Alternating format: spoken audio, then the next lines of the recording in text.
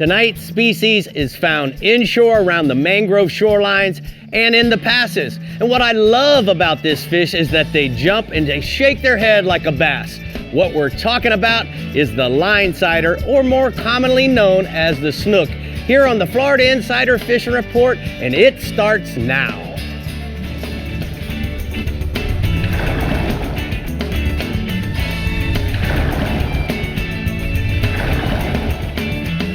Welcome to the Florida Insider Fishing Report, presented by Yamaha. This is the Florida Insider Fishing Report, and we are glad to have you back with us for another week of catching. We're your hosts, Brie Gabrielle and Captain Rick Murphy, ready for a jam-packed show full of special guests, a powerhouse live audience, and we're talking about my favorite inshore species to catch, snook. It's really a dream show, Rick, I have to say. I know, and look at this great live audience, Brie. It's so awesome. Yes, we have finally returned. I feel whole again. I do too, really. I'm super energized, excited, and one of our special guests tonight, he's one of our very own captains. He's over at the CCA workbench with Dave Farrell. Dave, do you care to share who it is? What's your name again? Mike Holiday. Cappy. That's his name. You just call me Cappy. Hollywood. That's what I call him. So Hollywood's in the house. Teach how to catch a snook. And one of these. Because I One can't. of those. I can't. So you know, Mike Holiday has caught more big snook than just about anybody I know, day in and day out. Yep. I'm so excited to hear what rigs and techniques Me he got too. for everybody at home. Me too. All right, well, let's not keep these fine folks waiting any longer and go catch some snook in the CASA VIEJA Southwest region with Captain Ronnie Houston. Go for it. Well, like always, Bree, it's a pleasure being here. When it comes to rigging techniques, get you some popcorn and a notepad, and Mike Holiday is going to show you how to catch them.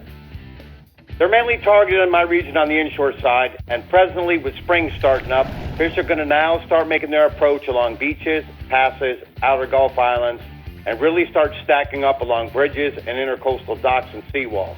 Now, especially with the blow we've had in the last week, the nighttime bite has been great because of the full moon and the wind. There's been plenty of protection, so don't doubt those intercoastal docks and seawalls. One of the main variables you'll need to know is the current, which really turns on the bite, especially when you combine that with ambush zone. And the baits you want to start using as we come in this spring are going to be the live pilchards, the pinfish, the herring, and the finger mullets. But fish will also, on those hot summer days, eat cut baits on the bottom on a knocker rig, like ladyfish, mullet, and pinfish also. But when it comes to artificials, gold and silver spoons, soft plastic shrimp, and paddle tails like the Bass Assassin Die Dapper in the bigger bait, as long as swim baits, but also along the beaches when the water's real clean, some white chartreuse bucktails. But nothing beats one of my favorite walk the dog lures right now. It's going to be the new HD color Berkeley J Walkers and Hijackers, especially the 120 model. And the reason being that is, with the clean water we're having here right now, and you got some spooky snook, stay way off them snook, simply power pole down with 20-pound braids. You can make a long cast with that 120, especially in the pilchard color. So right now, snook are starting to heat up in the southwest region. I got a couple prime examples of snook that are being caught in the backcountry as well as on the outside. Second species is going to be the tarpon. Now, the bite is really picked up from Marco all the way up to Stump Pass, and as it should be this time of the year. You want to concentrate your efforts right now on beaches. Passes have been the best, but don't miss out on those bridge spans. They've also been holding fish as long as the intercoastal docks and seawalls at night, especially around the lights and points of canals. Although a lot of those fish in those areas at night are 15 to 40 pounds, the beaches and the passes are holding groups of fish right now up to 150 pounds. And one of the main reasons is having clean water due to the rain really helps spot the fish. And most anglers right now for baits are using live crabs, pinfish, pilchards, or herrings, along with 5 to 8 ounce swim baits. And most of the live baits right now can be used free-lined or under cork. And I got a prime example of Captain Chris McCubbin fishing out of Naples. There's a couple prime examples. There's a nice tarpon. If you look at those guys, they're standing in the water, so they're fishing right off the beach. On the offshore side, the permits. Here we go again with the water being clean and the water temps heating up. The permit bite is also picked up, actually throughout the whole region. It's a pattern. Wrecks, artificial reefs, and towers. Now, some of these areas are holding really big schools of fish, as well as some fish right now up to 30 and 35 pounds. The number one bait has generally been the live crabs, been the bait of choice, along with fluorocarbon leaders, 20 to 40 pounds. I strongly recommend with the clean water something like the diamond and pink. And your fluorocarbon is going to depend on how close you're fishing to the structure. If you got them weighted down and you're getting near a wreck, might even go up to 60-pound fluorocarbon in that pink. a fish free-lined and lightly weighted depending upon where they are on the water column. And here's a prime example of a monster permit just recently caught 2 weeks ago while fishing with Captain West Bedell. The last species is going to be the mangrove snapper. Captain Corey McGuire to the north, still reporting from Fort Myers Beach to Stump Pass. If the weather is good, you want to get up to that 60 to 80-foot range. Your hard bottom and ledges, cut sardines on knocker rigs as well as live pilchards and shrimp. Here we go again, the 20 to 30-pound fluorocarbons in the really clean water. You can use bach chum or cut pilchards for chumming. Just enough to get the fish going. Once you do, it doesn't take long to get a limit. And if we get a blow or we get a bunch of rain and the water murks up a little bit, you're fishing near a wreck, you can bump up to 40. But in that clear water, 20 to 30-pound fluorocarbon. Thanks, Ronnie. We're going to go ahead and take a look at the Caddy Can Southwest hotspots. Ronnie says inshore, redfish, Lumber Key to Coon Key on the outer Gulf Islands in mid-afternoon outgoing using live and cut baits on the bottom. And then offshore, if you want to go red grouper fishing, now's the time to do it. Marco to Wiggins in 90 to 120 feet of water, fishing the hard bottom using cut baits. Right, Brie? Right, Rick. Well, it's that time again for the CCA Florida Homestead Banquet, May 19th at the Homestead Miami Speedway. In addition to great food, a silent auction, and a ton of fun, special guests Ron McGill and Jimmy Johnson will be in attendance. So go get your tickets. Go to ccaflorida.org. That is going to be a fun time. I'm going. I can't wait. Okay. All right, heading just up the way to the STARTRON Central West region, Captain Jeff Page has been on top of the Snook report for weeks. So let's see what will be happening this coming weekend. Go for it, Paige. I'll tell you what, I like following Ronnie because I learn a lot listening to him. He's very thorough, and we've got a lot of the same species on our reports this week, and that shows you our regions are close enough together that it's very similar water temperature, winds, etc. As for our snook fishing, I don't think it's as good as Ronnie's region, but it's pretty good, and that's due to proper management, conservation.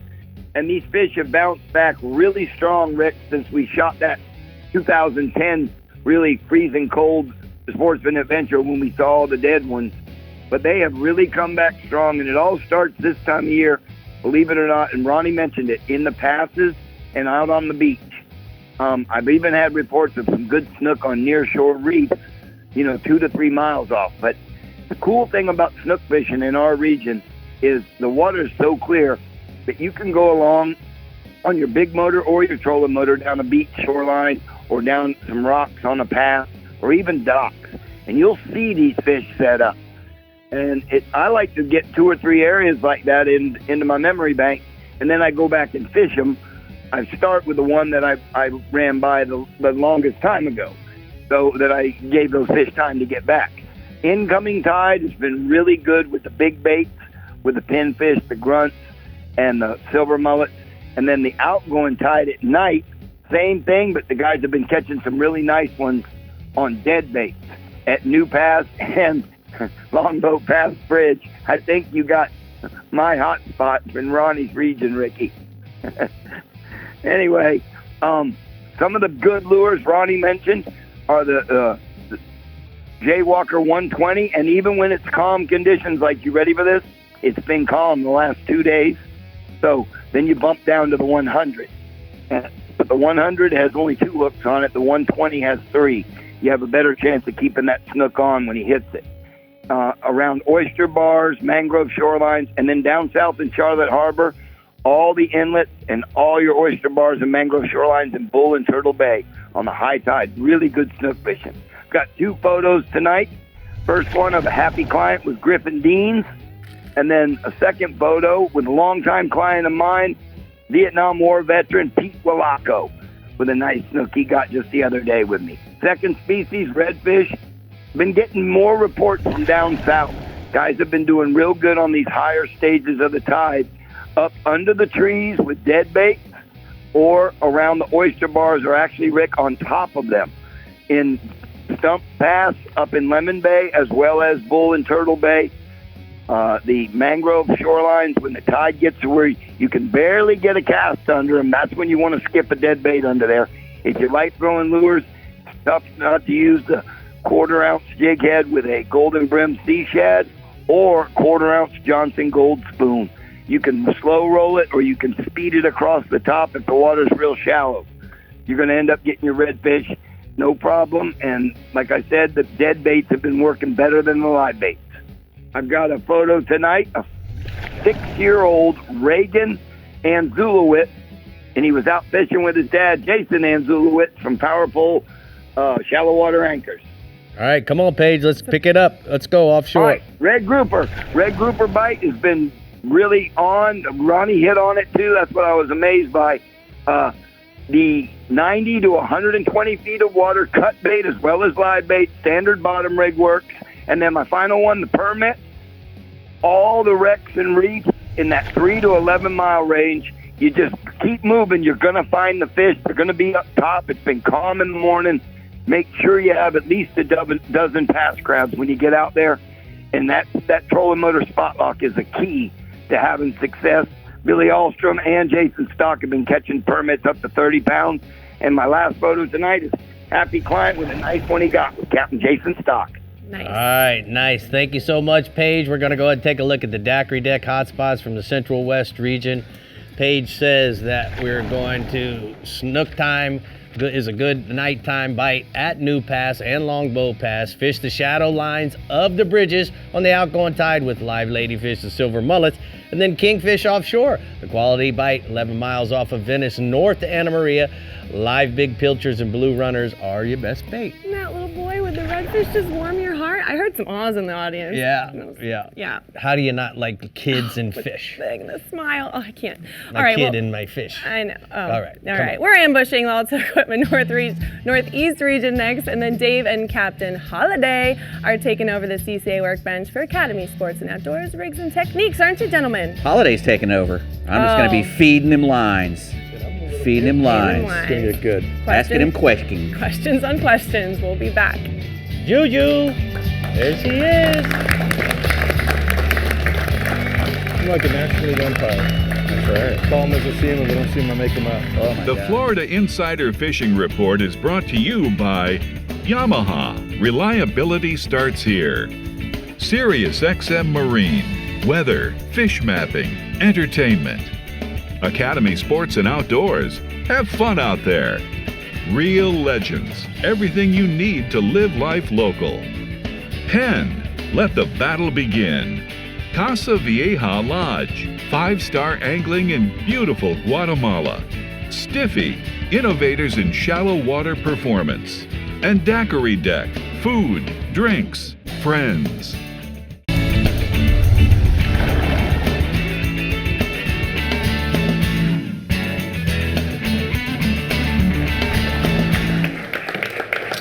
There we are at the Academy Sports and Outdoors Rigs and Techniques, the CCA workbench. We're going to talk to Mike Holiday a little bit about snook fishing. Catching a few these days. We're going to start with my favorite type of fishing because you wanted to start with that. We're going to start with the topwater plugs. Yeah. What time of year do you like to use those things? And So you can use them all year, Right. particularly in the warm weather, but it all depends. Spring and summer and fall, are the best times, particularly when the mullet are running. So we're getting a mullet run right now. We get one in the spring, we get in the fall. Right. And that's where you want to look at your plugs. So in the fall, we have a lot of finger mullet. Right. So you'll go to a smaller profile plug. As we get to spring, the mullet tend to be a lot larger. So you want to try and use the larger and even the magnum size ones. Right. Another thing you want to do is you want to listen to the sound, to the rattle of them. You want more of a higher pitched rattle for the snook and a lower pitched rattle for trout. Oh, They seem to just like that a lot better. What about those prop ones? So that's sort of where the sound goes. I gotcha. So when you throw a topwater, the walk the dog style, it walks with a clack, clack, clack, clack, clack sound. Right. And when you go to these prop baits, which are another great topwater to throw both spring and fall, they make like a zit or a snapping type sound. Yeah. Have you ever been out on the water when you see a school of mullet go by and they kind of snap next to you? We call it a flick. So the plug's designed to make that sound. A choppo. And the way you fish them is you throw them out, you let the ripples go away from them, and then you just pop it twice, just quick. Zit, zit, let it sit. Yeah. Zit, zit, let it sit. Do it all the way back to the boat.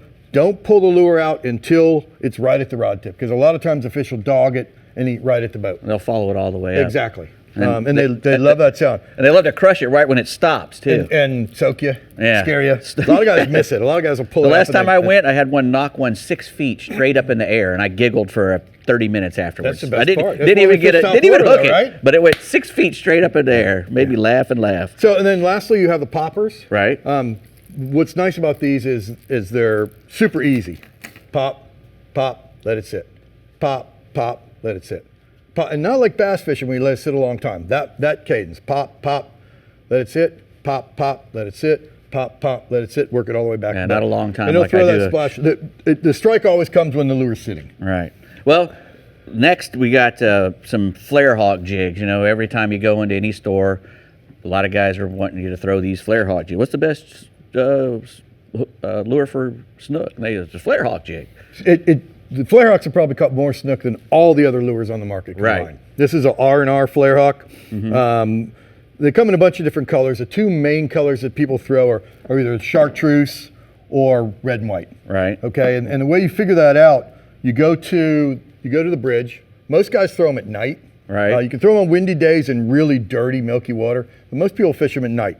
You fish them around the bridges, you fish them around the inlets where there's a lot of moving water, and they just create a big silhouette. They don't really look like any certain fish, but they look like a big bait fish. That's moving for through the sure. water. You don't jig them like a normal jig. You throw them out, you just reel them slow and steady, and then the bite comes and about takes the rod out of your hands. It's such a hard thump. So you don't sweep the rod or Don't anything? do anything, just real slow.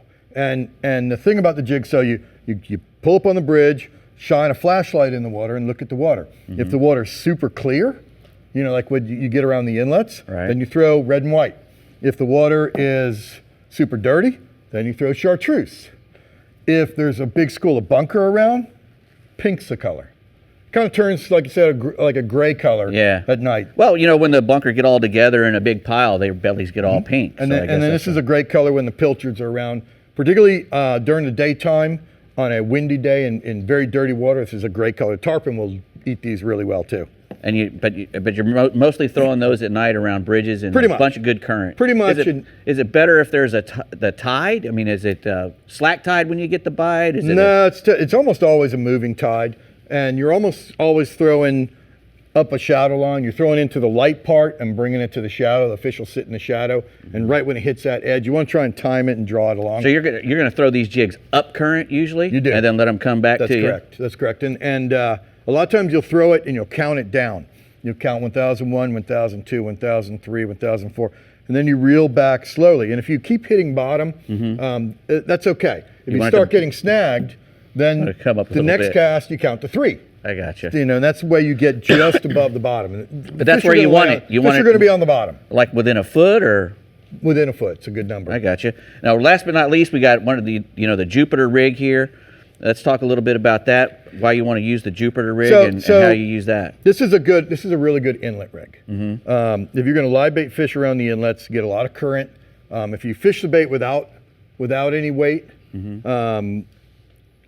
it can swim up and down. You know, for the most part, you may be 8 or 10 or 12 feet deep water around the inlet, and the fish are going to lay on the bottom. So having your bait go by on the surface isn't going to help you at all. That keeps it down by the. So you want to keep it down. But what they do, and this was designed in Jupiter and Palm Beach County, they put a swivel on each end. Right. With a sinker in the middle. And it's different than the average slip sinker rig, which wouldn't have this swivel here. The problem with that is when you cast, the sinker moves up your line. This Right. way it can only move up your line about 18 inches. Keeps everything and it'll keep close it on to the the bottom. bottom. Exactly. And you can move your bait just a little bit, but you don't have this big bow in your line out here with a bait swimming. what would happen and your if you had a sinker whole over lot of here. current. That's correct. And a lot of times this will just kind of roll down the edge of the rocks. Right. You know, you can cast parallel to the rocks and it just crawls down for you. Well, we've crawled our way right out of time. That's So okay. I really appreciate it. So, hey, there was a lot of good stuff right there. Yeah, there was. We covered it from the top to the bottom. Yes, you did. Proud Everything poppy in over between. here. Yes, we And did. I was wanting He's over like- there so bad. He literally was looking killing at you me. guys He's like going, I have more this. questions. I have more questions. You do. He does. All right, the Auto Equipment Northeast region always has it going on, and even the Snook thinks so right now. Tommy, is that correct? That's right, Brie. Man, I enjoyed listening to Professor Holiday there. Professor. That it's a dude new knows one. his Snook. Listen to everything he says, people. He knows his stuff. Now, we do have snook here. You know, here in the northeast part of Florida, we're not really well known for our snook fishing.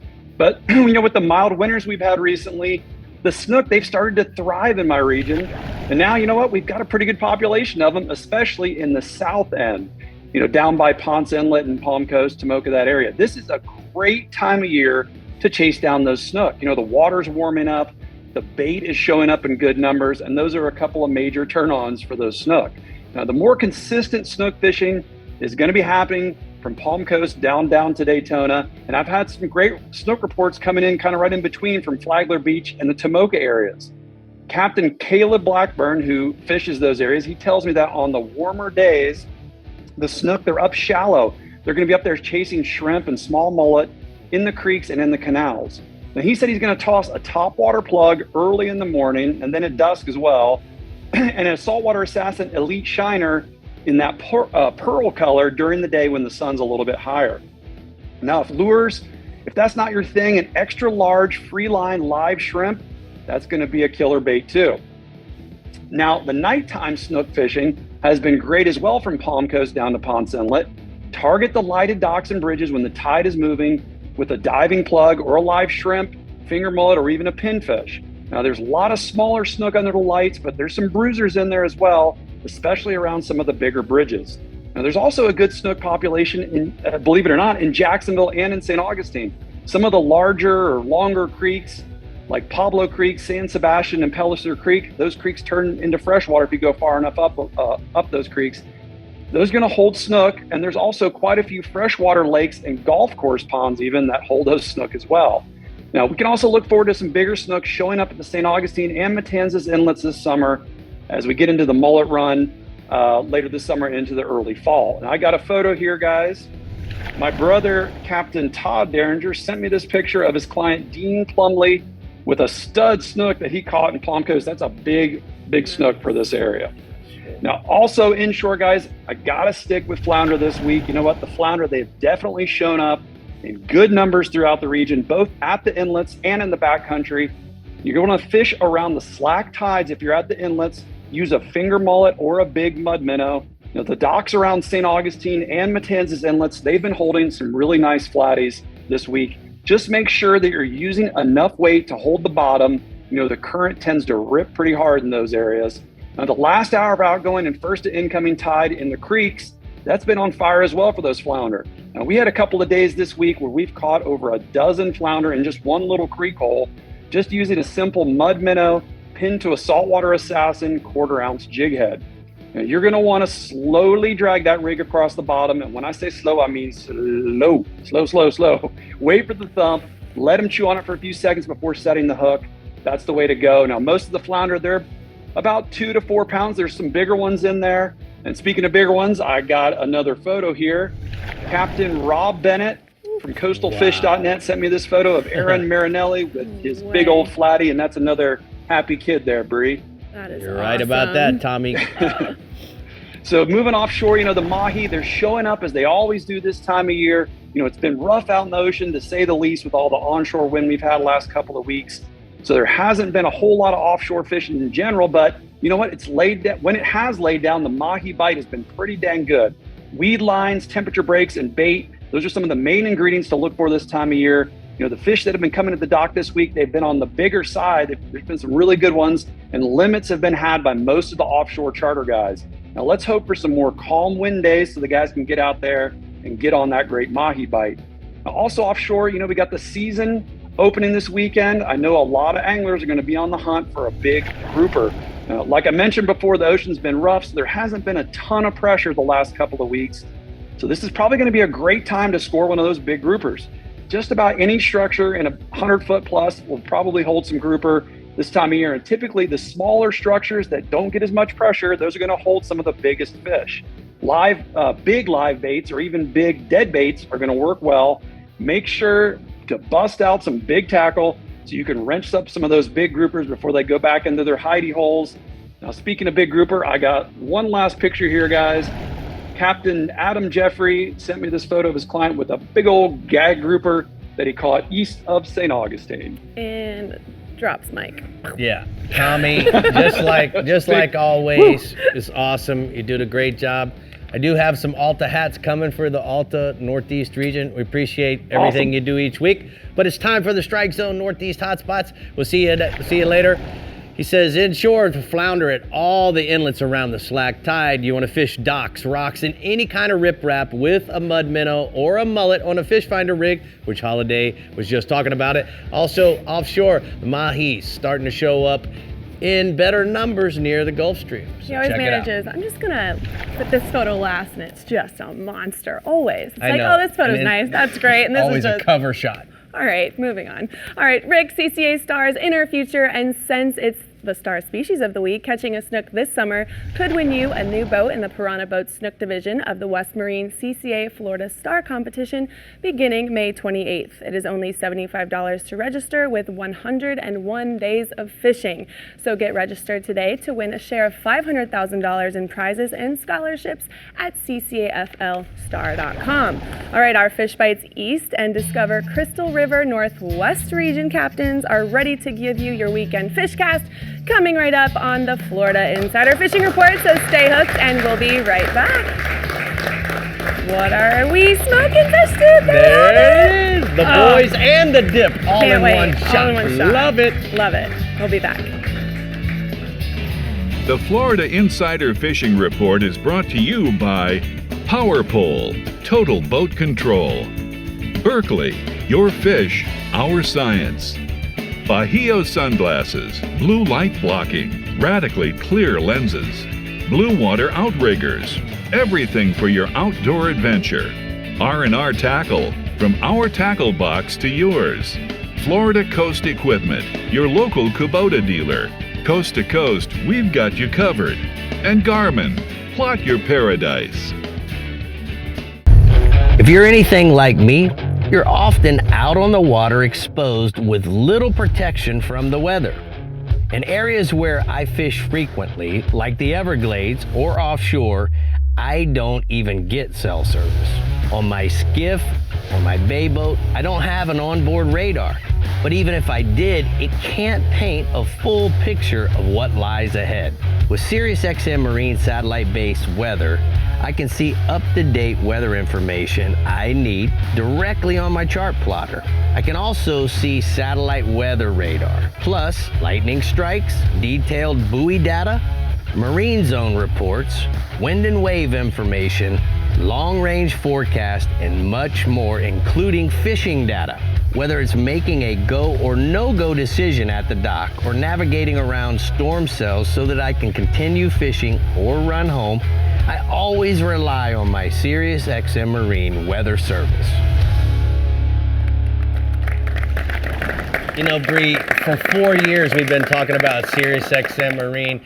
The cool part is it keeps us protected by the weather. It also tells us where to go find weed lines, where the current breaks are, all of the great stuff that the fish mapping also offers. Go or no go. For a simple one service, There you go. one-stop shop. All right, well, we are back live in the studio with Captain Mike Holiday, and the Fish Bites East region has the snook action in the brackish rivers around the bridges, feeding on the yummy spring mullet brine. Doesn't that sound like? That's pretty much what it is. Yeah. April and May are when the fish push out of the backcountry, and they're focused on mullet, pilchards, and sand perch.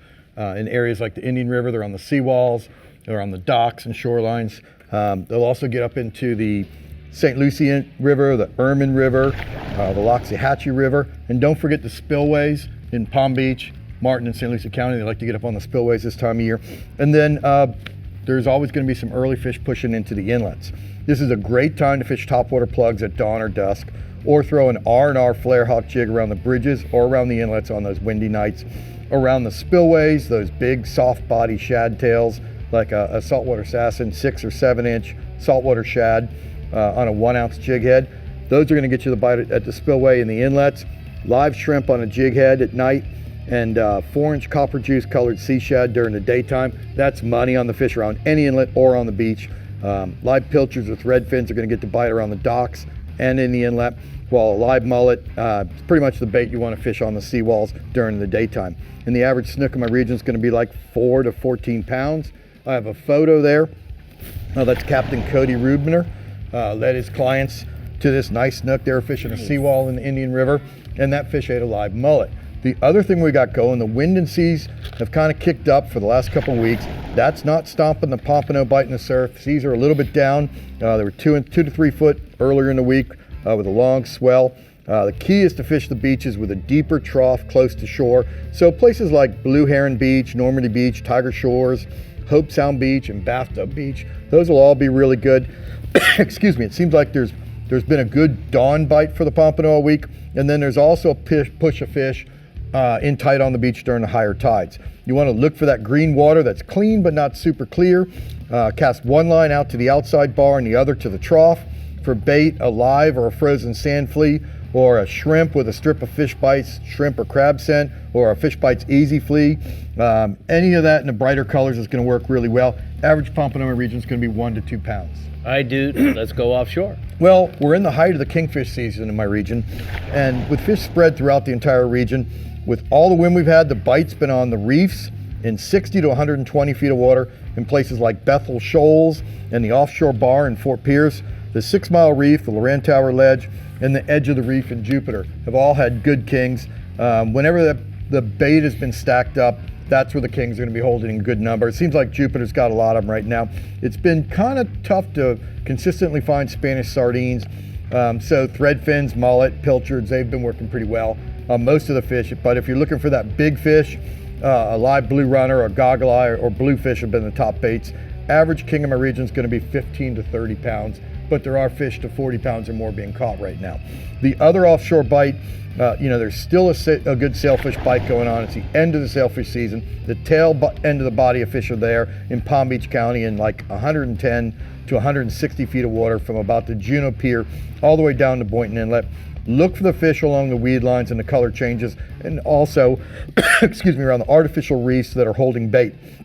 On the days when there's a little bit of north wind, you can sight fish them as they surf the waves, working their way south, trying to join the rest of the migrating pack. The guys that are catching multiple fish, they're fishing live baits like goggle eyes or pilchards, and they're either slow trolling or power drifting them under kites. When they find the spot, they stop and work that area really well. You can troll medium-sized ballyhoo on a blue and white skirt if you just want to cover water. Average sailfish is going to be like 30 to 40 pounds. And I have a photo of a sailfish that Scott Fawcett from Off the Chain Sport Fishing caught. They released that sail as part of a doubleheader they had in 130 feet of water off of Hope Sound on Tuesday. That fish ate a trolled ballyhoo. Well, bass reports are certainly part of your job each week, so what do you got for us? The bass bite on Headwaters Lake in Fellsmere continues to be one of the most consistent freshwater bites in the state. Anglers are averaging 30 fish a morning on artificials and better on live shiners. I was talking to Captain Nathan Shellen. He said each of his last 4 trips have produced 80 bass or more fishing shiners in Headwaters. Shellen said the water levels are down a bit, but you can still get to some of the back sections and canals where there's moving water. If you can find that moving water, you can really rack up the fish quickly. Start your day working the open water hydrilla patches with frogs or swim baits on 50-pound braided line. You want to cast them way up into the grass.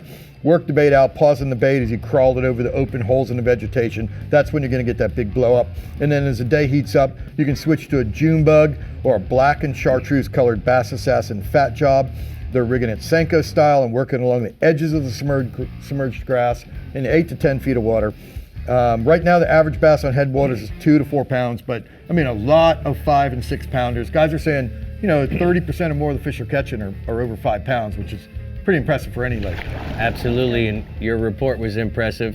Thanks for taking time out of your busy schedule holiday. Great to be here. You come kidding? down and see us. I don't come here enough. Holiday. I need to visit more often. If you guys want to be part of the Be Healed Pro staff, just send Mike Holiday an email. Oh, There you go. I just screwed you, bub. That's okay. All right, man. The T&H Marine hotspots from the East region. He says, inshore, the tarpon in the mouth of Big Mud Creek, live mullet, or 4-inch Houdini colored sea shad at dawn and dusk. And then offshore, kingfish on the reefs in 90 to 120 feet of water off of Jupiter. Use a live or dead sardine, pilchard, or maybe even a mullet. What do you think, Brie? All right, well, the snook are sitting pretty in the Discover Crystal River Northwest region, so let's get Captain Jeff Hageman on the line and find out where. Bring us snooking, Hag.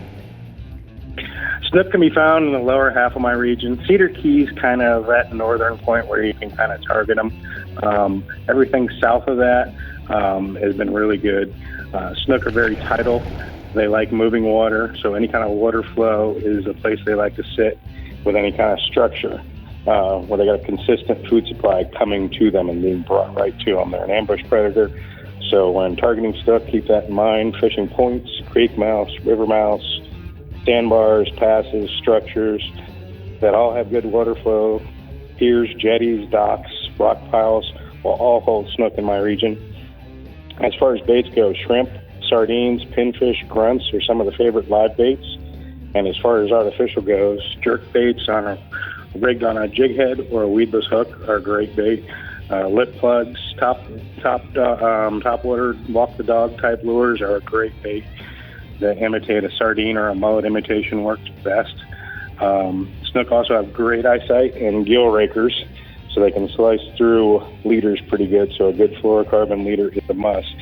Anywhere from 25-pound fluorocarbon to 40-pound fluorocarbon, depending on your water clarity. I've been using circle hooks lately, live bait fishing for snook, and I feel like with a circle hook, I can get away with a little bit lighter leader.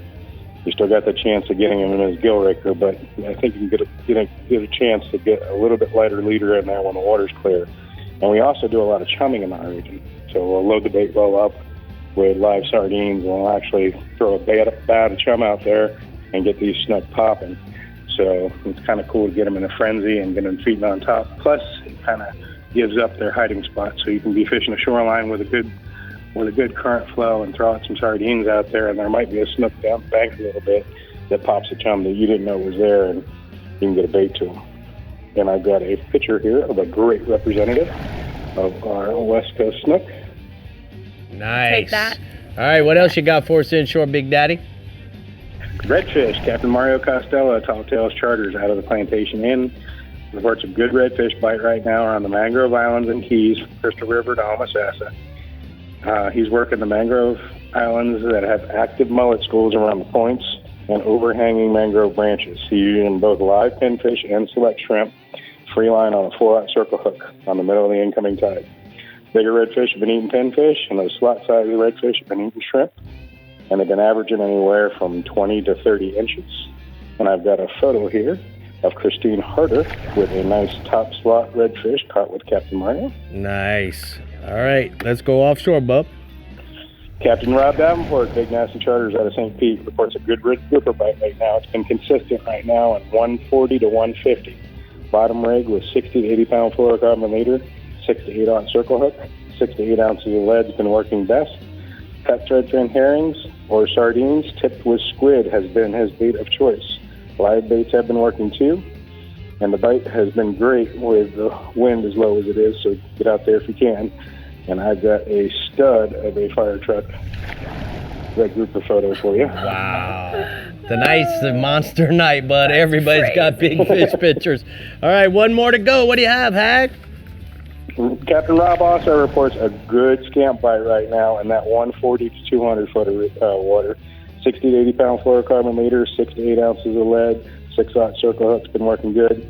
He's also using that same bait, threadfin, tipped with a little bit of squid. Also butterfly jigs in that 4 to 6 ounce.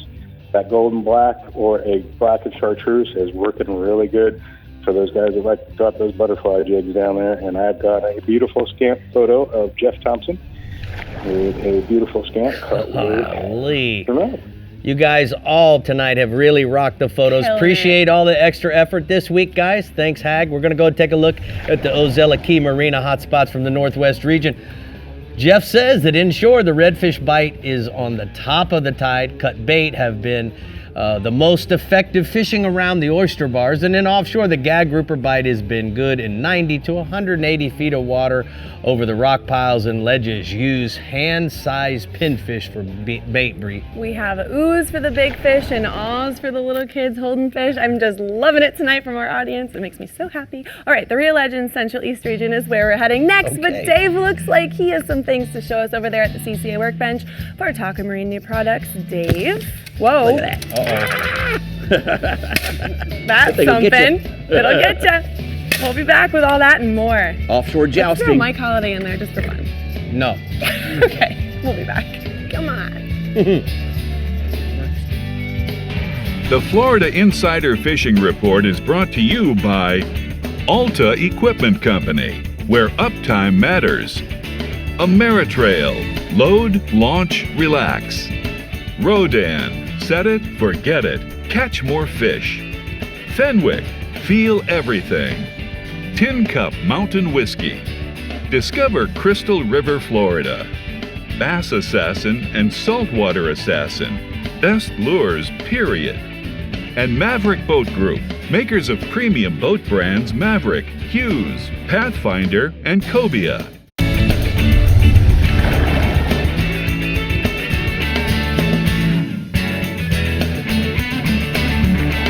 We're here at the CCA workbench, and it's time for Trolling the Edge with Taco Marine's new products, buddy. Trolling the edge. Trolling the edge. Well, we're going to talk Speaking a little of bit about trolling. Yeah, these are some really cool outriggers. This is the new Taco Marine Blackout Series Grand Slam mount for 1.5-inch outriggers. You know, if you have a little center console boat or something, this is a great thing to have on your boat. The Blackout Series is, you notice all this stuff here that's black. It's got a really hard anodized black coating. You know, when you're out there, this is up on top is one of the places that gets most neglected. You know, after a day's fishing, somebody will come up here and spray it down a little bit. They won't go up there and really wash it, to take good care of it. So this is a place where a lot of bad things can happen. But when you got a really good hard anodized black finish like this one, you're all set. This thing has a nice offset handle down here, solid stainless steel components all the way throughout. When you feel it, when you grab a hold of that and give it a good tug and move it, you can just feel how strong it's gonna last. Not too strong these days, Dave. I got you. I know what you mean. That thing's pretty. But an offset handle too, so that it gets out of the way. It's far enough out of the way so you can go all the way around. Yep. It's really nice mount right there. And to put in your mount, it's good to have some of these 18 feet. They come all the way down to 8 feet. Outrigger poles. These are the deluxe aluminum outrigger poles. They're a lot thicker than the old ones. These are a lot thicker. Big. You don't have to worry about a great big fish eating them. What's really cool is they got these 360-degree halyards on here. These halyard holders. Right. With rollers inside. Roller guides. 3, 2, 3, and then all the way up to one at the top. So you can put 3 halyards on here, really nice. Right. And with that thicker wall, doesn't matter what kind of bite you get from bigger fish. And they certainly extend out. 18 feet all the way down to 8. Watch out over here, guys.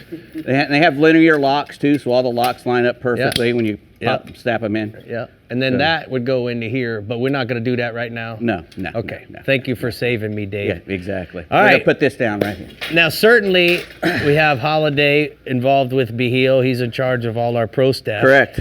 But then we have these are the VIEJA sunglasses. These are the Rokas. They're one of the 6 new frames for 2022. They're kind of for a big coconut like what mine. are you saying, Dave? I got a big head? Well, I'm not going to go there. 30 years of TV will do that to you, buddy. Bio-based nylon, for really good green glasses. Like I said, extra large fit for larger heads. Full 8 base wrap. It goes a nice wrap. It's got little vents in the sides here, so lets out fog up. Yeah, lets out the moisture and the heat that'll build up during the day. Big giant lens, so you get max peripheral vision in them as well, because it wraps around really nice. The non-slip rubber in here is proprietary, and it sticks to sweaty skin. So if you have, once you get sweaty, you don't have to worry about tipping over, and there go your glasses. So we have a variety of different lenses. Yep. And frame 7 colors. lenses, 3 frame colors, and the rose, they say, is the best one for the sight fishing. So. And where do we go to find them?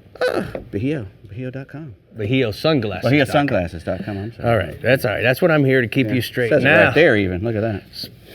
You can't read your own writing. No, Magellan Outdoor Pro Angler. This is a new line of clothing from Magellan. And we better go. It's solid hybrid legging here. High-end materials, high-tech fabrics, moisture wicking, flex technology. It's got SPF 50. They got nice little zippered pockets on the front for an ID or whatever. You got little pockets in the back for Correct.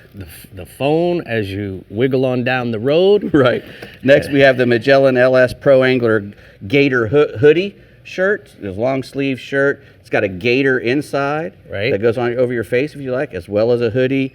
Nice mesh panels underneath here. It's made out of polyester and elasticine. single jersey, very Elasticine. lightweight. Yes. Very lightweight, and then cool core mesh panels. And now we have close to my favorite color. That's the women's fish gear LS Pro Angler shirt. It's got the cooling tech as well, the moisture wicking. This is in Diva Pink, which we think is perfect for Brie. Yes, Brie Diva really, Pink. She really likes this. Comes with a line cutter on the front as well, a nice sunglass holder, and a little sunglass wipe as well. So you wipe off your sunglasses with a nice And then we have the micro vents cloth. in the back. Obviously, heat will vent it right out the back. Right. Very Go to, good. Go Where to do we go? Academy Sports and Outdoors. Find all that new Mother's Day stuff. Yes. I'm so proud How of did you we guys. do? You did so good. And I'm taking all that diva stuff home tonight. Yeah, because Don't you are a worry. diva. You're the fish yes, diva. I am in certain ways, I guess. Go, All girl. right, well, let's check in with our real legend, Central East Region Captain Jim Ross, and see what he has to say about this weekend's snook venture. Jim, what's going on? I tell you, Captain Brian Pound says our snook bite is red hot up in the Ponce Inlet area right now. He's been fishing the hard structures in New Smyrna, like the docks, the pilings, and he's fishing those on the change of the tide. He seems to be doing best then with either croakers or spots. He says also at night, in particular, swim baits like the R&R Flare Hawk jig are really effective, and you can cast those right in the shadow lines and catch the snook as well. Live shrimp is also another one that you can use, but at the bridges, it's a little difficult when the tide's running. So once again, change the tide, or you can go in Spruce Creek, Calalisa Creek, Browns Bay, a couple of those other backwater bays, and fish around the oyster bars and catch snook there. Now, most of the fish are running about 22 to 30 inches, but a few of them are running really nice size, really large. And I've got a photo here that Captain Brian Pound sent me. This is Scott Limmers of Nashville, and he got this snook with Captain Brian on a recent trip. Remember, you can get him at southernfishingchartersfl.com. My second fish is redfish, and I just on a sidebar, if my redfish has to measure up to Dave's 18 inches, I'm never putting one in the boat. But opportunities for redfish in the Central East region are really good, especially along the eastern shorelines of the Indian and Banana Rivers. We've had a lot of east wind for the past 8 or 9 days. We've got another front that's coming through now. We've got lots of finger mullet, lots of glass minnows, silver perch, and maharas that are stacking up in those leeward edges, and that's where the redfish are going to. Most of our redfish are running 12 to 18 inches, and most of those fish are running in the 12 to 18 inch water depth as well. When you get out just a little bit farther, we've had a couple of cruising bull sharks up and down the region, and so the fish haven't been wanting to hang out very, very far. So you need to get really tight to the structures on those leeward edges. You will find fish up into the 30-inch range, but like I said, most of them are running very small from 12 to 18 inches right now. Also, really good lures to cast. The Saltwater Assassin 4-inch sea shad on a 1/8 or 1/16 ounce jig head, spring lock jig head. The silver mullet, Mama's 14K, and gray ghost colors are really good imitators right now of those bait fish that they're feeding on. And like I said, just make sure that you're staying tight to those leeward shorelines because the fish are not getting very far from the bank. Now, swinging offshore, east winds normally mean lots of weeds blowing onto the beach. That's exactly what's happening. It also a lot of times means that we get rips or eddies along the western edge of the Gulf Stream. And that's the reports that I'm getting from the entire region, from Sebastian all the way up to Ponce. The heavy east winds have produced good temperature breaks, good rips lines, and good weed lines in my Real Legends region. The dolphin right now are pushing 20, 25 pounds, some of them, and some of them are even over the 50-pound class. So you don't have to go all the way to the other side of the Gulf Stream after this recent blow to go catch some of those bigger fish. Light-colored trolling skirts like blue and white, green and yellow, zucchini, pink and white seem to be working better than the dark ones right now, so stick with those lighter baits or lighter skirts over your ballyhoo. And then my last species is king mackerel, and the king mackerel, I tell you, they have been hot one day and just dead the next. So the key to king mackerel fishing in the Central East region right now is run and gun. Stop on those 70 to 90 foot ridges and reefs.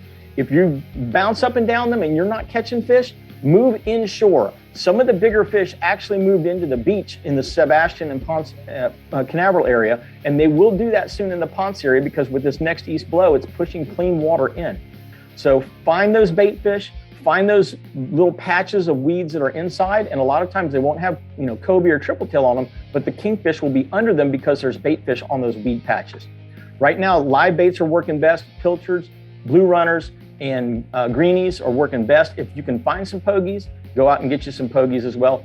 A lot of those fish on the reefs are running 8 to 15 pounds, but like I said, a lot of those big fish have moved in, and we've got fish that are pushing in to the inside of 40-foot depths that are pushing up into that 40 and even 50-pound class. So there's some beautiful fish in there right now. You know what, Jim? Awesome, Jim. Beautiful What's job that? tonight, along with those beautiful fish. We appreciate your hard work each and every week. And guys, you got to go listen to his radio show on Saturday mornings. Catch a memory. There he is. He's making catch you memories one. for us. All right, dude, we'll see you later. We're going to go ahead and check out the Rodan Marine System hotspots from the Central East region. He says inshore, snook in the Edgewater, New Smyrna areas of the river. Live spots and croakers are working best for the last portion of the incoming tide. And then offshore, troll skirted ballyhoo near weed lines, rips, and color changes for dolphin, sailfish, and a kingfish maybe. Ooh. All right, Yeah, listen man. up, Floridians. We have big CCA news. CCA at Florida Star and Alto Equipment Company have joined forces to create a super redfish division. In addition to the multiple divisions and $500,000 worth of prizes, one tagged redfish will be worth $50,000 cash. 50. If you would like a chance at this super redfish loot, it all starts with becoming a CCA member and registering, of course. Of course. For more details, head to ccaflstar.com. But coming right up, we're seeing what the R&R Tackle Southeast and YANMAR ASV Keys regions have to offer us this week, and we're saying hi to a few familiar friends from VIEJA Sunglasses. So stay tuned and remember to keep up with everything fishing in Florida. Make sure to head on over to our website, like us on Facebook, follow us on Twitter and Instagram, and to see new fishing adventures along with reports, subscribe to our YouTube channel. What's it again? Captain Rick Murphy, come on, Bree. Oh yeah. We'll see you in a minute. soon. The Florida Insider Fishing Report is brought to you by STARTRON. Start, run, and store with STARTRON. CCA Florida, the voice of recreational anglers for over 35 years. Fenwick, feel everything. Strike Zone Fishing. Diamond Fishing Products, our reputation is on the line. Berkeley, your fish, our science. Murphy's Law Sport Fishing. Book your trip today at murphyslawsportfishing.com. And YANMAR ASV, a leader in compact equipment. So as you can see, joining me is Shauna Metz, the Director of Marketing for VIEJA Sunglasses. We just talked about them over there at the new products, but we don't know a lot about the company. We launched here a year ago to our viewers. So why don't we talk a little bit about what we've done in that last year? Sounds good. Yeah, we launched last April, so we're excited to be here. We're an independently owned sunglass company based out of New Smyrna Beach, Florida. Where all of our sunglasses are hand assembled. We're not part of the big sunglass conglomerate that sets us apart from everyone else. So we offer proprietary lens technology, blocks out about 95% of the harmful blue light that we're all familiar with. Laptops, cell phones, biggest contributor being the sun, obviously. Also blocks out about 95% of the harmful yellow light, which causes haze and eye fatigue. So we keep your eyes fresh out on the water all day long, 100% polarized. We have 7 different lens options, like Dave mentioned. So our darkest, which is that blue mirror that a lot of folks are used to seeing. Our lightest being the purple, which is new. We just introduced it. All of our lenses are available in glass and polycarbonate. So our polycarbonate lenses you can get in RX. So for those of you that can't see the fish, we can help you. You did good. But, you know, I got a couple questions for you. The first question, you know, if somebody's looking for a dealer, how many dealers do we have and where would they go to find them? Sure. So you can visit our website, VIEJASunglasses.com. We have 500 retailers in the U.S. You can scroll down on our website, type in your zip code, and all of the retailers in your area will pop up. You can go check out and visit a store near you. So I know that consumer confidence is at an all-time low with some sunglass companies currently. Why don't we tell everybody about our great warranty at VIEJA? Yep, so all of our frames have a lifetime warranty. Manufacturer's defects are 100% covered. If you sit on them or break them, they fall over, you get them out of the water, we can repair them for you at a very nominal fee. So we're here to help you. We have excellent customer service. If you call us, a human will answer. His name's Eric Turner. He's amazing. So give him a shout, even if you just want to say hi. We have 100+ years of combined sunglass experience. we're a small but mighty team, and we're here for you guys. You all guys are a small, mighty team. We appreciate you taking time out of your busy schedule. And but you know what? We got to go to another region, Shauna. A human will answer. I love that. Gotta love it. All right, we're heading into the R&R Tackle Southeast region, where Captain Jimbo Thomas has a fun-filled weekend planned for us, complete with snook, tarpon, blackfins, and some kingfish. Let's go, Jimbo. I can't wait. That sounds like a lot of fun. Hey, Brie, Rick, Dave, and everybody in the studio there. Hey, you know, snook, they're found in just about every body of water here in the Southeast region. All the inlets, they're notorious for holding big snook. They can also be found around the rock jetties, the beaches, and around the bridges of the ICW, docks, piers, mangrove creeks, and shorelines, and even in most of the freshwater lakes and canals of the region. Now, the fishing methods and tackle, they do vary depending on the depth of the water, the current, and also the type of structure you're fishing around. Now, for most snook fishing applications, light to medium spin or casting tackle with 30 to 50 pound fluoro or mono leaders will work. I like to use a Penn 4500 spin fisher, and I like to do a little light tackle snook fishing loaded with 10 or 12 pound tests. As far as baits, R&R tackle flare hawk jigs work great, as well as bass assassin jig heads with a rubber tail, live shrimp, our old favorites as well, along with the swimming and surface lures. And the R&R has a brand new lure out. It's called the Tico Line Through Swim Bait in mullet color. That's been killing a lot of snook lately. Everybody's going nuts over those. And then there's all kinds of other live baits as well. But when you're using live baits, make sure you use some circle hooks, since a lot of these snook we are releasing. Now, there's been some nice slot and over slot fish caught fishing the shadow lines of the bridges in the ICW from Boca Inlet north to Lake Worth Inlet. And they've been through all the bridges, but that area seems to be the hottest. The best fishing has been on the top of the incoming tide. Live mullet have been the best bait for those bigger snook, as well as live shrimp and topwater lures. Now, all the inlets throughout the region, they've also been producing snook fishing with live baits in the evenings and early mornings on the last of the incoming tide and the first 2 hours of the outgoing.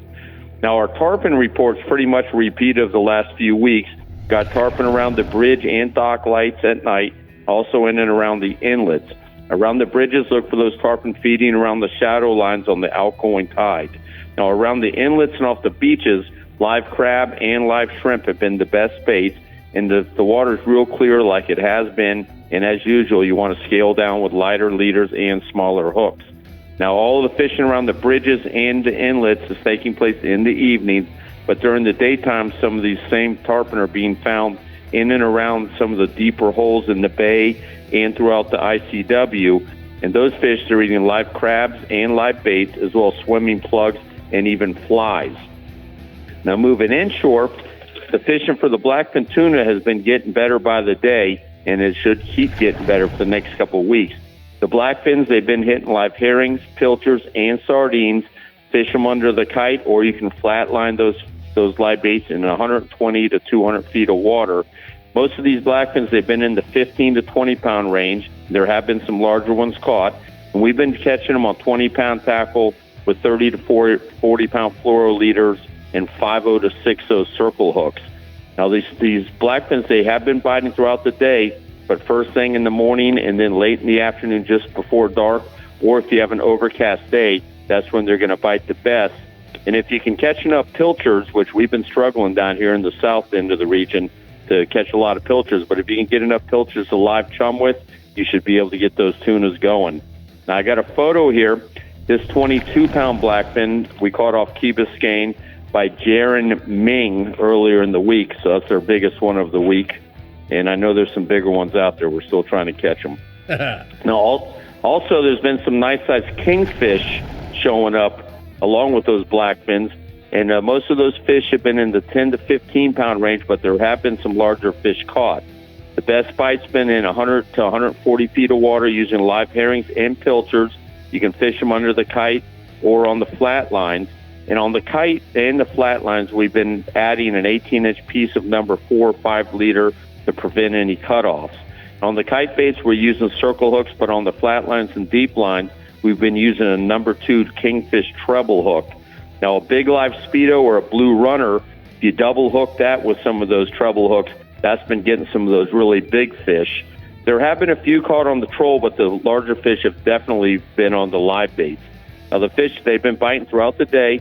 If you can get out there early in the morning or fish late into the afternoon, that's where you can have your best shot at one of these big kingfish.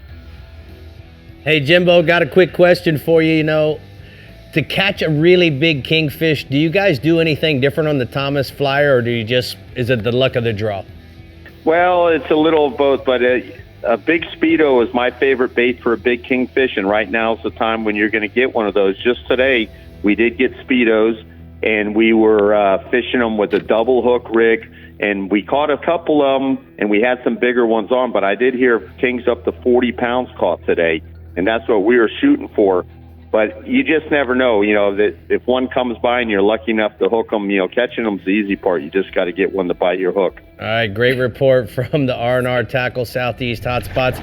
It's time for the What Are We Smoking Fish Chip inshore. Look for the nighttime tarpon and snook in the inlets and around the lip bridges using both live and artificial baits. And then offshore, fish the edge of the Gulf Stream late in the afternoon with live baits in 100 to 200 feet range for a mixed bag of kingfish, blackfin tunas, or sailfish. Did you get some of that fish dip before you came into the studio? I know the boys are here from there. I haven't. I'm saving it for the ride home because I didn't want to. You didn't want to share. I know. Just like you did last I'm week. getting all of the loot to take home afterwards. All right, the YANMAR ASV Keys region is always a good place to be, so let's see just how good Sarah Stanzik is reporting our weekend to be. Go for it, Sarah. Hey everyone, here from the YANMAR ASV Keys region. The wind has finally died down, thank God, because it was so windy for 10 days. The weekend looks really nice, and grouper season opens on Sunday, so everyone's excited. Today we're talking about snook, though. Snook are in the backcountry here, most prevalent in the backcountry off Everglades National Park. So we do catch a few residents nearby the bridges occasionally, too. They love structure, so you're going to look for mangrove islands, creeks, jetties, down trees. Any of those places can be the best spots to find them. They'll also hide around potholes, in shallow water, too, around the park. Pilchards are the preferred bait when the water is warm, and shrimp work well when it's 70 degrees or under. Pinfish will catch your occasional whopper snook too, though, but you won't have as much action on those bigger baits compared to using a smaller one. A Pinfisher 3500 with a medium light action rod is best, with a 20-pound braid and a couple feet of 30-pound mono or fluorocarbon leader. 3/0 circle hook will work for larger baits, and a 2/0 for smaller baits. You can either free line or use them with a small split shot a few inches up from the bait, depending on the current. You'll definitely know when a snook hits your bait. They have a great bite. They're fun to catch. Many of them jump and shake their heads hard. You'll feel it. Check out this picture of these nice snook caught off Flamingo by Captain Rick Stanzik. There he is, old Daddy Stanzik. All right, what else you got for us inshore, sweet girl? Inshore, just mangrove snapper have been good. The bay waters are nice and warm now. Winter's gone, so lots of mangroves around. They bite well now that the waters are warm. They're really fun to catch. They're great for kids and families. And again, they're really good to eat. They're one of my favorite fish to eat, white flaky meat. Really easy setup too for tackle. It's just like a 20-pound leader with a 1/4 ounce jig head, live shrimp. You'll be hooked into mangroves all day long with that setup. So super easy. All right, let's go offshore. We got offshore yellowtail snapper. And good yellowtail bite offshore, plenty of nice sized fish being caught. Boats have been anchoring in 60 to 90 feet of water. Use lots of chum with oats, and sand can help too off the back of your boat. Look for good water movement. Fluorocarbon leader is a must with a small jig head and a small piece of cut up bait like ballyhoo or shrimp. A big yellowtail will happily eat a live pilchard as well if you can catch pilchards. Be patient. Sometimes you'll sit there and chum for an hour before they start to bite. They're a fun fish to catch on light spinning gear, like the Penn Battle Reel.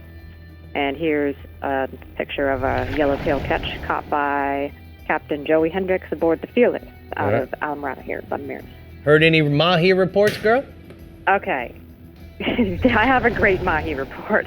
The dolphin are starting to show up now, which is a good sign. Hopefully it's only April, almost May, but we like to see them here now. That means usually the summers there's going to be lots of them. A handful of fish were caught recently. The wind killed us the past 10 days. It blew 25 knots down here, so not too many people went offshore.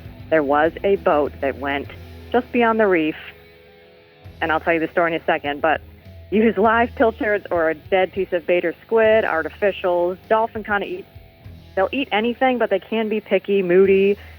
Sometimes they won't eat anything dead, and they'll only go for something live. So I just tell people, if they're going dolphin fishing, have a little bit of everything ready and be ready to try everything on a dolphin if they don't bite. They'll probably eat something, so you just have to keep pitching something at them. Okay, now for this good story. This picture, put up the picture and take a look at this 68-pound bull dolphin caught just off the reef in 150 feet of water with Captain Mike Mason on time out. Oh my Huge goodness. Wow, it looks like he caught more than one good one there too. What a day. He caught the big bull, and his 4 girlfriends or something were with him too. Oh, look at that. Well, that dude, though, in April. That dude was lucky to have 4 girlfriends, but it looks like those girls cost him his life. Oh, there we go. There we go. But it took 2.5 hours to catch it. What? 2.5 hours. They caught it on a sailfish setup, like a little spinner. Oh, so they were worried about pulling too hard and light leader, all the good mess that goes with it. It was a sailfish rig. They were sailfishing and saw a warbird dive down. Better. Thought it was a sailfish, and it ended up being a giant mahi. Well, Captain Sarah, I appreciate all your hard work and great photos each week. Looking forward to fishing with you. More importantly, looking forward to doing a Sportsman's Adventure with you real soon. We're going to go ahead and take a look at Sarah's shallow sport boats hotspots from the Florida Keys. She says the tarpon. We are getting into the peak season for them now as the inshore waters are nice and warm. Use live crabs or mullets and look for the water movement near the bridges or in the channels. And then offshore, she suggests that mahi. Of course, our summer season is just around the corner. They haven't really showed up, but now they have really showed up, but not a lot. A good sign is that there's a lot of weed line and debris floating offshore, so you might want to watch for the birds and dive down on the baits. I think that photo was a really good sign. Yes. 8-pounder. Oof. Ooh, it's getting hot over something? here. Yeah. All right, now we have a few Key West tournaments to tell you about. Going another direction. First up, a grand prize of up to $10,000 in cash is to go to the team catching the largest bull and cow dolphin fish combined at the Marathon Offshore Bull and Cow Tournament. Next, we have the Mother's Day Dolphin Tournament, which is a fundraiser that helps Habitat for Humanity in the Middle Keys.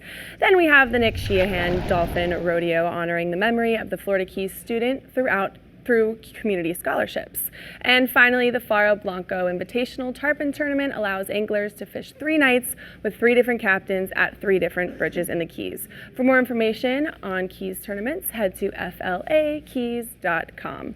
All right, we're setting our sights on the Garmin Panhandle region when we return, so stay with us and we'll be right back on the Florida Insider Fishing Report. Look at all these beautiful people. Yay. Love them. Such a good audience. We'll be back. Got it. The dog. How's your back? Yeah. The Florida Insider Fishing Report is brought to you by Yamaha. Reliability starts here. Shallow Sport. Penn. Let the battle begin. The Florida Keys and Key West. Come as you are. The IGFA. Every fish, every water, every angler since 1939. Island Lures. Tournament Tackle. Sportsman's Adventures with Captain Rick Murphy. Fishing for adventure. And Taco Marine. Troll the Edge.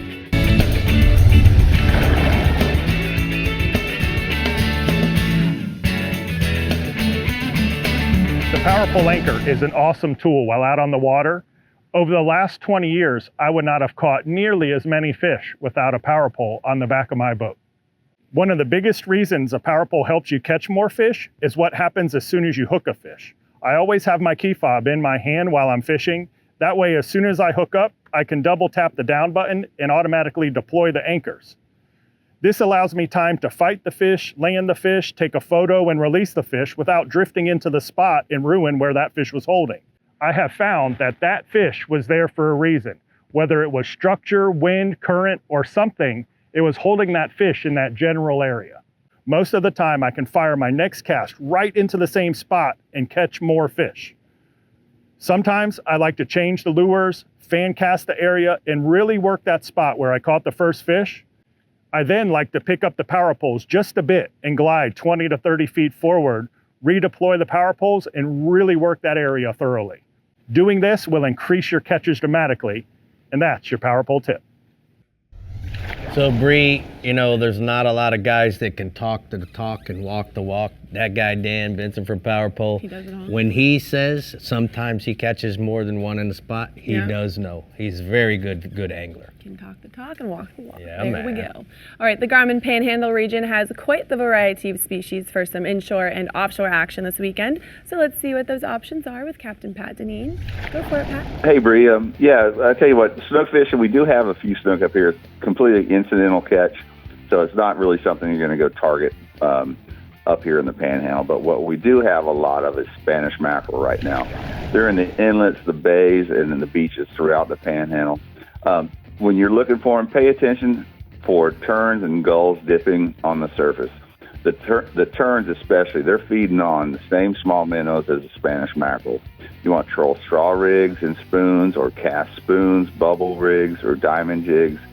And if you're in the area where the fish are, where the birds are dipping, you know, you can anchor up or use your Rodan and spot lock it with the anchor function. And freeline live shrimp, completely very effective. On the live baits, use a long shank hook with a trace of a 40-pound leader.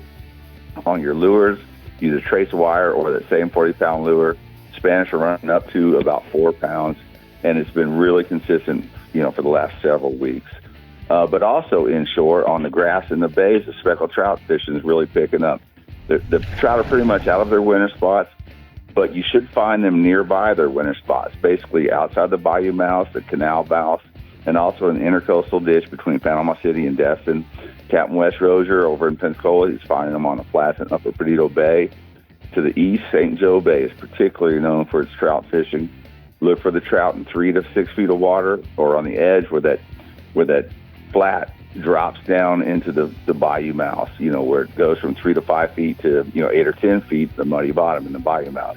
Use a live shrimp or a minnow under a cork.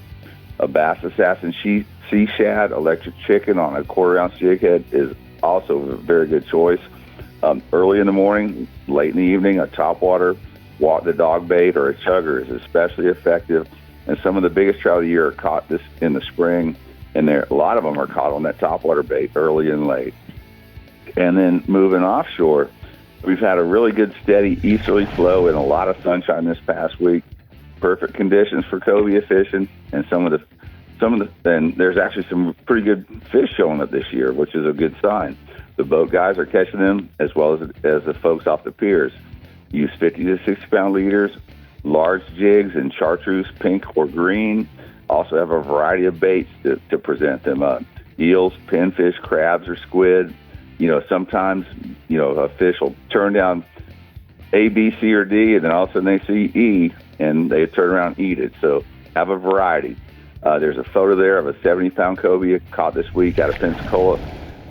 They're fishing with Captain Ronnie of Rooster Tail Charters, and man, that's a pretty darn nice cobia right there. It sure is, bud. Tell me about the vermilion snappers. Yeah, Rick, I mean, vermilions, I think, are some of the tastiest snappers that we have up here. And the vermilion snappers have been very consistent for the past several weeks. They're on the wrecks and the natural bottom in 80 to 120 feet of water. A 2-hook chicken rig baited with either cut squid, cut minnows, or fish bites is a way to target them. Use small 1 to 2 watt circle hooks. You know, drop your rig to the bottom, pull it up 10 or 15, 20 feet off the bottom. You're going to expect some triggerfish action as well. And as I mentioned, man, those vermilions are some of the tastiest ones I compare them to y'all's yellowtail snappers down in the South Florida. Hey, Pat, I got a question for you. You know, those vermilion, they're king at pulling that little squid off. You know, you put a piece of squid down, they peck it off, they tear it off. Since you guys have been using fish bites, you've been adding the fish bites to the squid. Tell people how to do that. Man, make sure you go through the mesh on the fish bites. I mean, the fish bites hold to the hook really, really well. And between the vermilion snappers and especially the triggerfish, which are really good about taking that squid off the hook, that fish bite holds real well. That mesh in the center of it, it'll it'll hold on to the hook. They got to work to get it off. You're absolutely right. Thank you for clearing that up, Horace. We're going to go ahead and take a look at the blue water outriggers from the Panhandle region. Pat says offshore, significant color and temperature breaks at the spur troll ballyhoos and lures for blue water pelagics, and then inshore troll straw rigs and spoons for Spanish mackerels in the inlets and along the beaches. Got my tongue all tied up. I saw that. Well, you know what? That's a good thing. That's it. We're done. Oh. But we hope you've had a good time pre-snook fishing with us.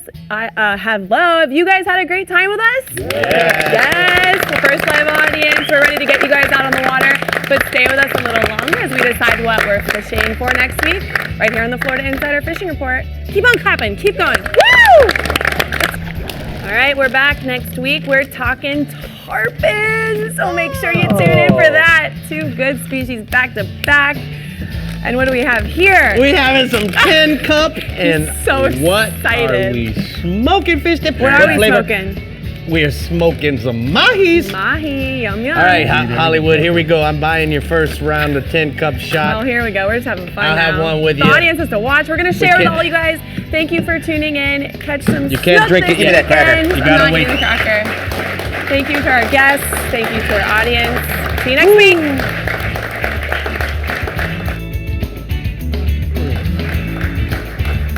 With them crackers.